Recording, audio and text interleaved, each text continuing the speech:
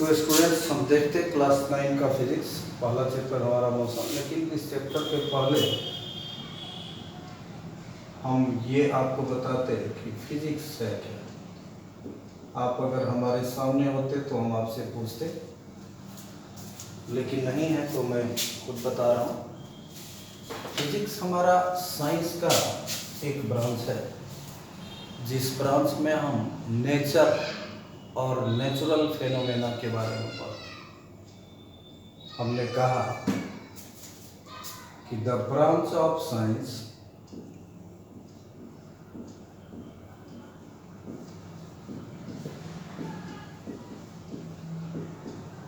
which deals with the study of nature and natural phenomena। Science का वह branch जिसमें हम नेचर के बारे में या नेचुरल फेनोमेना के बारे में पढ़ते, that branch of science is called physics. अब सवाल उठता मेरा, नेचर या नेचुरल फेनोमेना। तो nature is anything around us what we see और try to see is nature. जो हमारे चारों तरफ सब कुछ है वो हमारा नेचर है, और इसमें जो घटनाएं घटित हो रही है those phenomena are natural phenomena.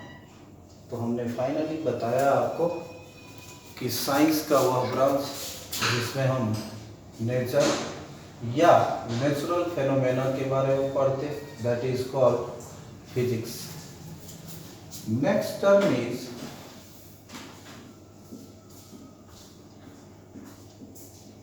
Physical quantity. Physical quantity, ये हमारा फिजिकल क्वांटिटी क्या है। तो हम जो नेचुरल फेनोमेना को पढ़ेंगे, तो नेचुरल फेनोमेना या नेचर को एक्सप्लेन करने के लिए जिस टॉपिक्स को हम जानते हैं, that topics are called physical quantities. इसे हम डिफाइन करते तो बोलते हैं those quantities in terms of which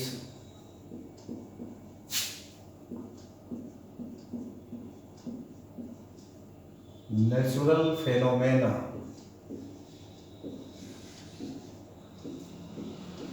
are explained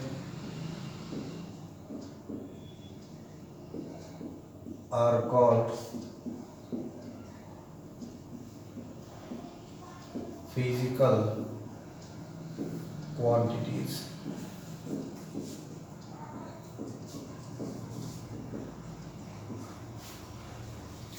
अब हम देखते इस फिजिकल क्वांटिटी के काइंड्स के बारे में। काइंड्स ऑफ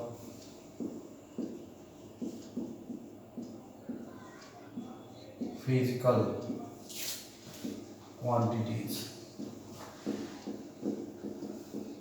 जनरली आप पढ़ते हो दो तरह का, स्केलर और वेक्टर, लेकिन हम थोड़ा अलग हट के देखें इसको।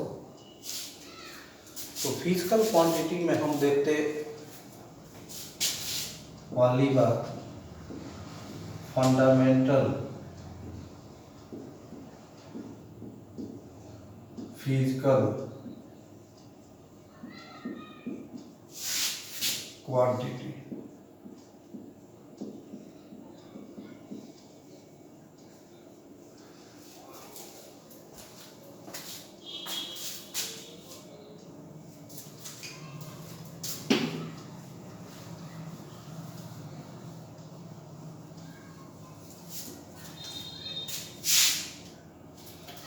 इसको हम एक तरह से और डिफाइन करते हैं,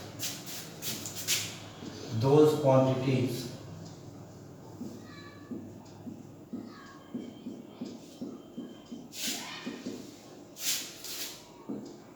which can be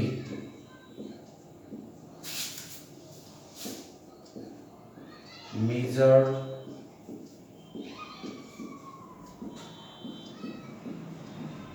directly or indirectly. Those quantities which can be measured directly or indirectly with some units are called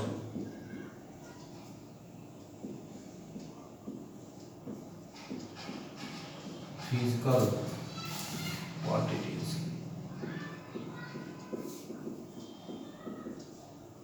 हमने देखा कि नेचुरल फेनोमेना को जानने के लिए जिन टर्म्स का हम यूज करेंगे, जिन टॉपिक्स का यूज करेंगे, दोज आर फिजिकल क्वांटिटीज। और दूसरी तरह से भी हम डिफाइन किए कि वह क्वांटिटी जिसे हम डायरेक्टली या इनडायरेक्टली मेजर कर सकते हैं, उस क्वांटिटी को भी हम फिजिकल क्वांटिटीज बोलते हैं। Those quantities which can be measured directly or indirectly with some units are called physical quantities. अब हम देखते हैं इसके काइंड्स के बारे में। Kinds of physical quantity.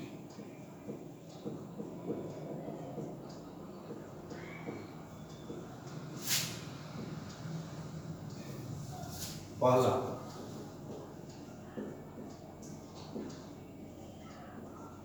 Fundamental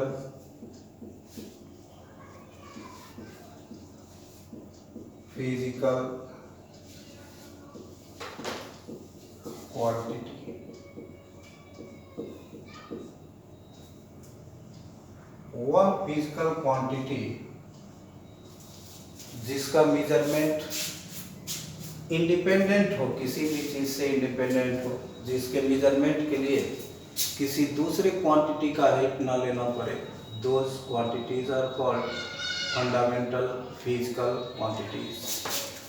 इसे हम डिफाइन करते तो बोलते those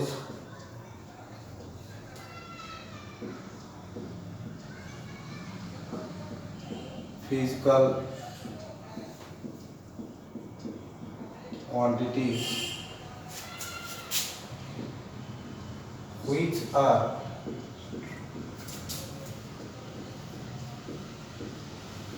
independent to other for their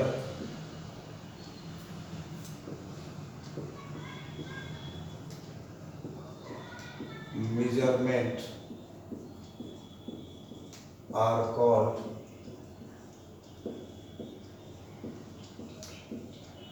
fundamental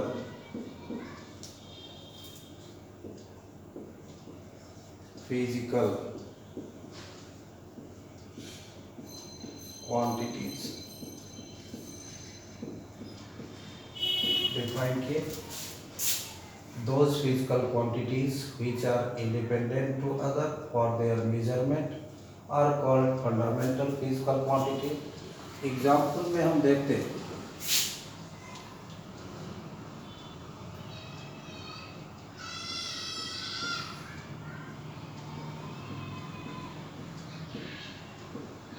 fundamental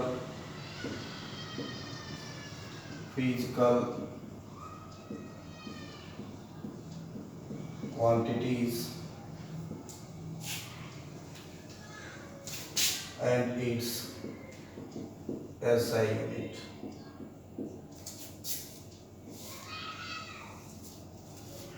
First one is length। Length को मापने के लिए हमें किसी दूसरे चीज़ की ज़रूरत नहीं होती, यानी कि यह एक फंडामेंटल फिजिकल क्वांटिटी है।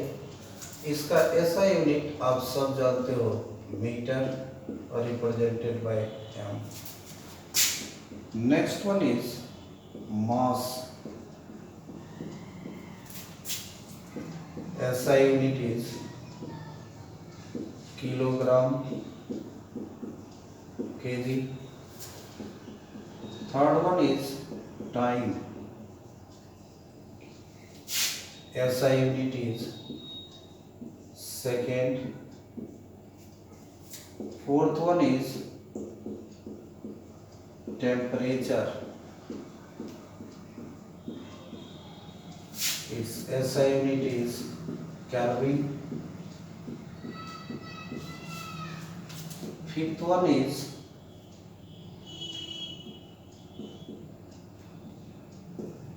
electric current.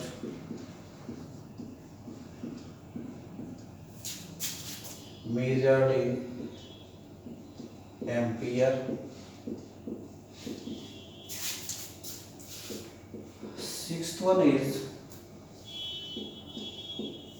luminous intensity, measured as candela CD. Seventh one is amount of substance, measured in mole.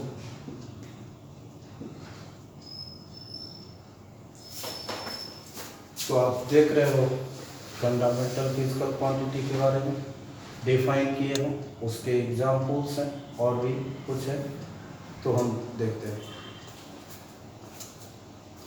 Okay, इसमें हम और देखते हैं। नेक्स्ट हमारा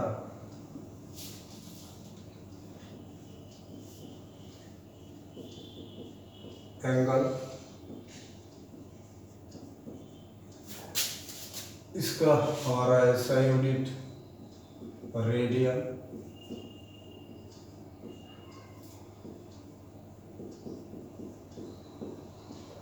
next one is solid angle,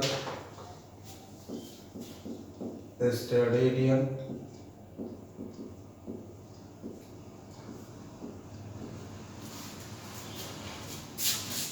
तो ये हमारे फंडामेंटल फिजिकल क्वांटिटीज में टोटल 9 हुए with units.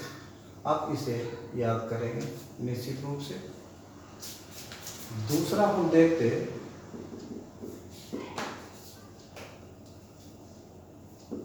Derived physical quantities.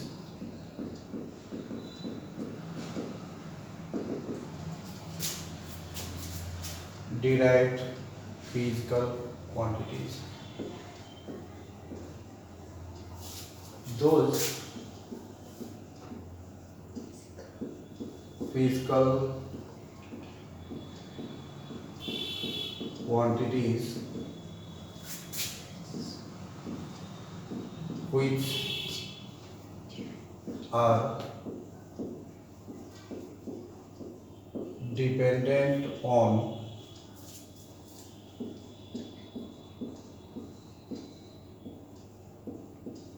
fundamental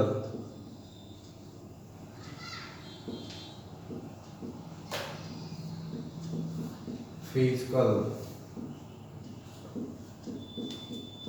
quantities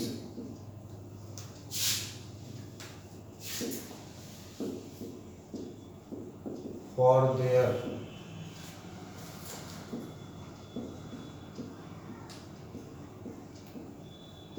measurement are called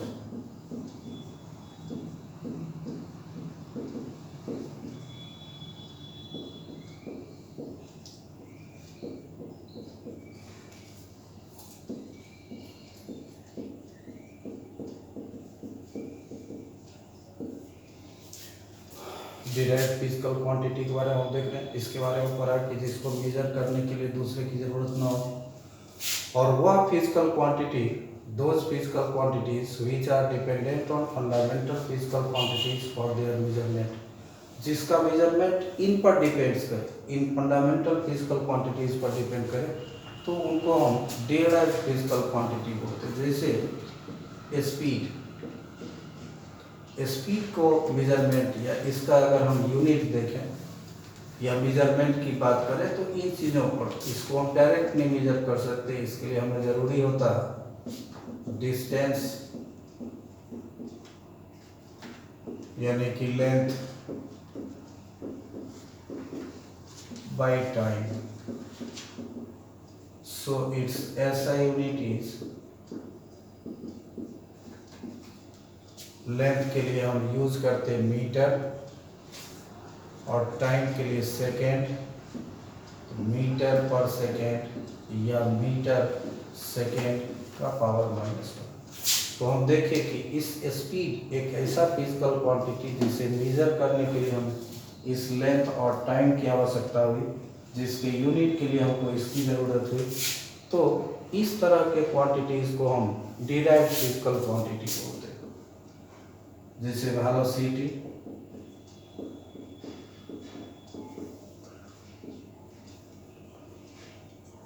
force, acceleration,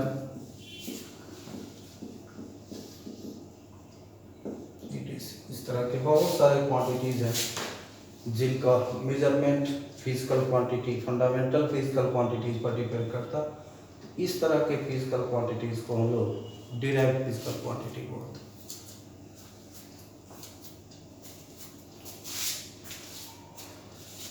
हम अगला क्वांटिटी के बारे में देखते हैं जो शायद आप जानते होंगे, सुने होंगे,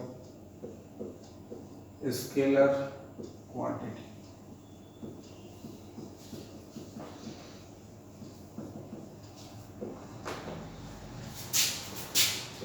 Those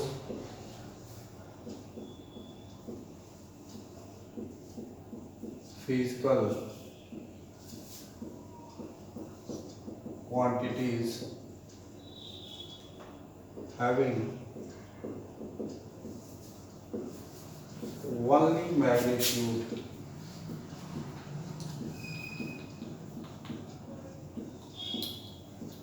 but no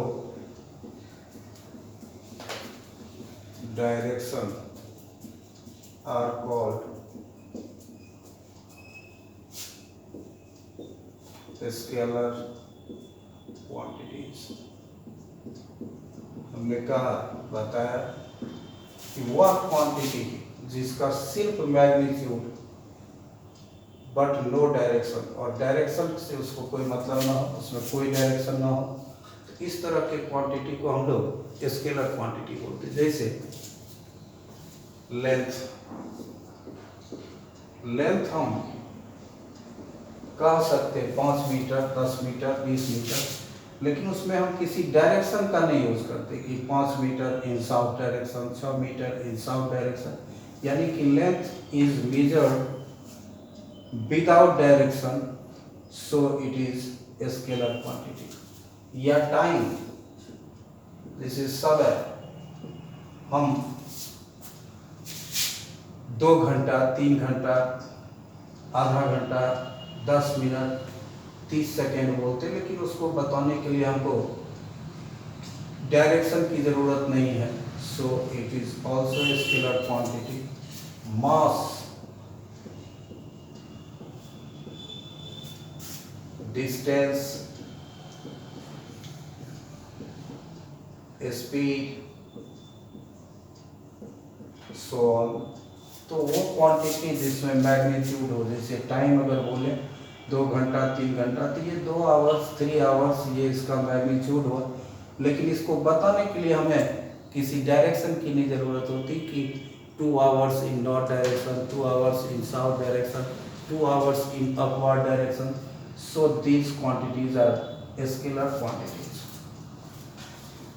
fourth one is vector quantity.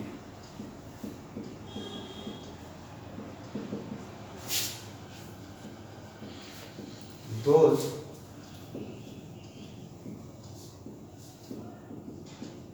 physical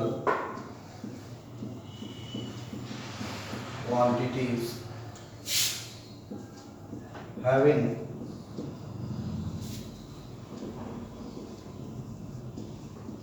magnitude as well as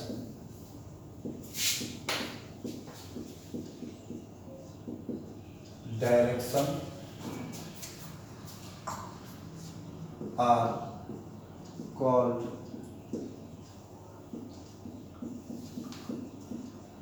vector quantities. हम पढ़े कि जिसमें सिर्फ मैग्नीट्यूड हो, डायरेक्शन का कोई बात ना हो, तो दे आर स्केलर क्वांटिटीज, और वह फिजिकल क्वांटिटी जिसमें दोनों ही चीज की जरूरत हो, उसके मैग्नीट्यूड और डायरेक्शन दोनों का जरूरत हो, that is they are vector quantities. Those physical quantities having magnitude as well as direction are called, जैसे displacement,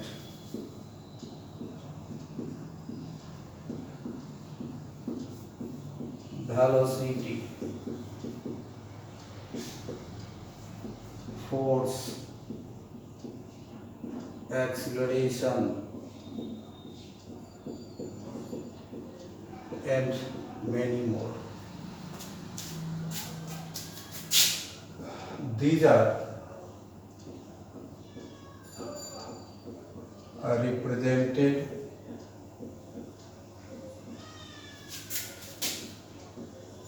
by the symbol or read as vector. Suppose velocity, it is represented as v, and since velocity is a vector quantity, so it should be represented as force. अगर इसे f से represent करें और ये हमारा चूंकि vector quantity है तो ये वेक्टर. डिस्प्लेसमेंट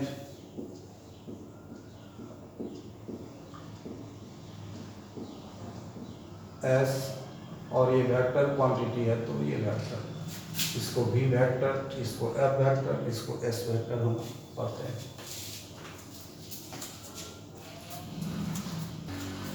कितना करें. अब हम आते हैं सिस्टम ऑफ यूनिट्स के बारे में.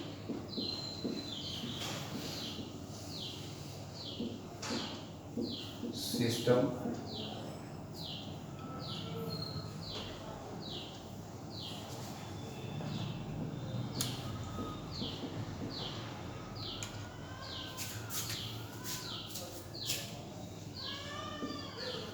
unit of length,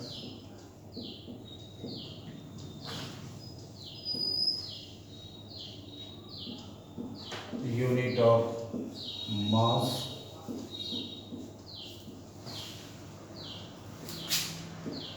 unit of time. Unit हम लोग पढ़ते सबसे पहला सिस्टम जो कहीं कहीं दिखेगा FPS system. In this system F represents foot,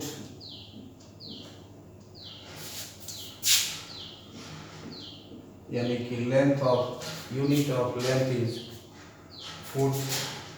P stands for pound, यानी कि unit of mass is pound.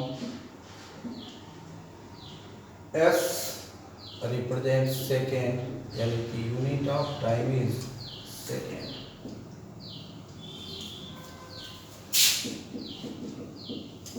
Second one is CGS system.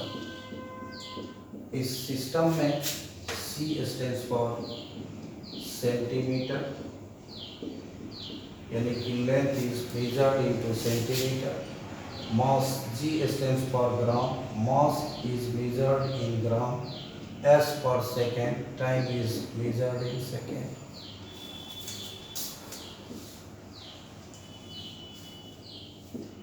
Third one is MKS system.